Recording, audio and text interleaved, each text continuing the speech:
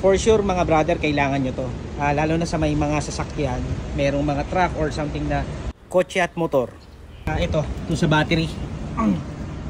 Actually ito, ayun, yan. Ito,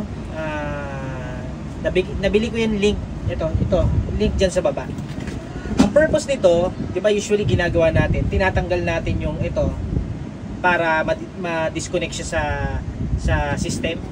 Pero ito, iikutin mo lang ito naka-connect siya. Pag ganito, yan, naka-disconnect yan. So, kahit anong start ko dito, wala. Kahit anong start ko dyan, wala yan, wala. So, ang gagawin natin, i-on natin siya. I'm sure kailangan nyo ito mga brother.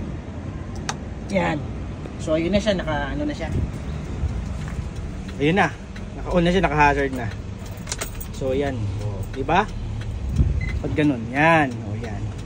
So, I think, ginagamit kasi itong ganito. Kaya ako binilan to. Kasi, usually, madidiskarga yan kapag matagal na hindi ginagamit. And, tas nakakonekta pa rin yung ating baterya sa system. So, buti na lang, meron niyang ganyang connector na yan para hindi madiskarga yung ating battery in the long run.